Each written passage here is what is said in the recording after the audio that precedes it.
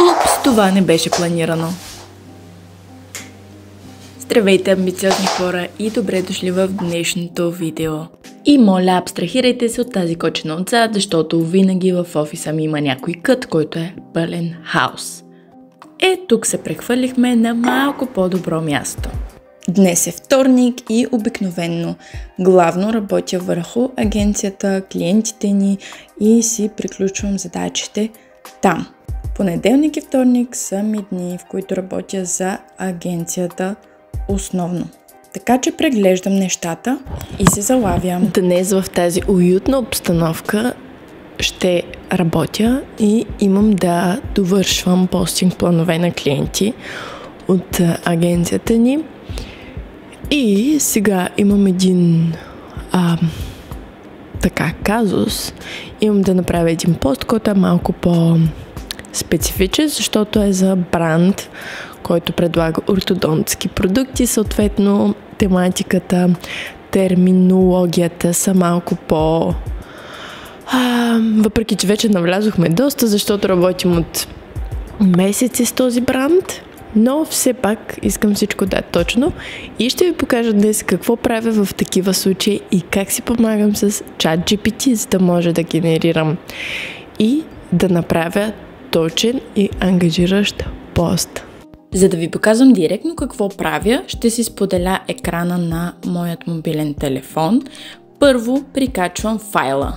Той е в случая един скриншот от PDF файл, в който съм скриншотнала само информацията, която ми трябва, защото на самия файл има доста информация за конкретната тема, но аз искам за нещо специфично да направя поста.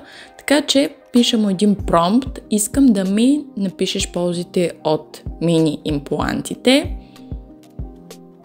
гледайки и анализирайки информацията от файла, който ти качих.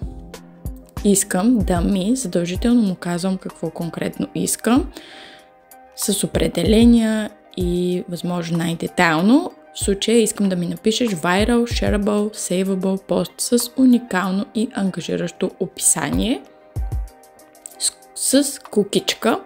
Винаги пиша кукичка.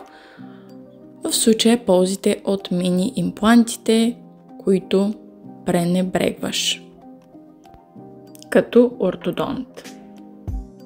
Чакаме ChatGPT да ни генерира текста.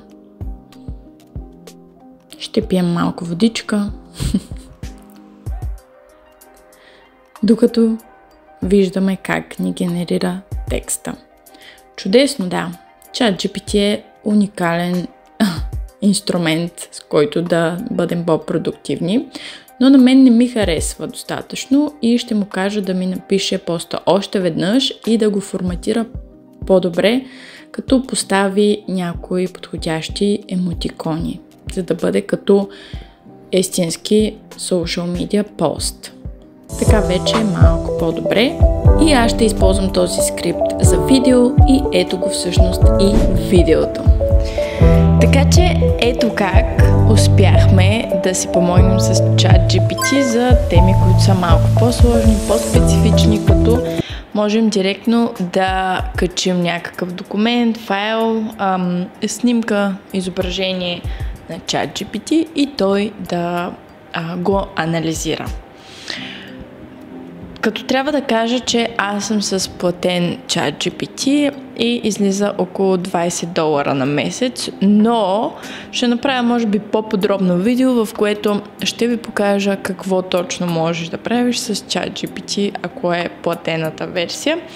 Но като за начало ще кажа, че нямаш вече ограничения, колкото на безплатната версия. И ако всъщност на безплатната версия също можеш да качаш файлове, които ChatGPT да анализира, но там имаш определен период, в който да можеш да продължиш този чат. Иначе трябва винаги да отваряш нов чат. А какъв е смисъл, когато цялата ти комуникация, информация с ChatGPT е изчезнала за конкретната тема, казус, просто губи се смисъла и работата става много трудна. И се губи някакси нишката, затова аз предпочитам да съм с платена версия, още повече, че се занимавам професионално с социални мрежи и съм social media manager не само на клиенти и други компании, но и на самите моите компании, така че за мен тотално си струва. Надявам се това видео да ви е било полезно. Ако не сте се абонирали за канала, абонирайте се сега, оставете ми коментари, да ми изподелите какво мислите, какви видеа бихте искали да направя по релевантни теми и ще се видим в следващото видео.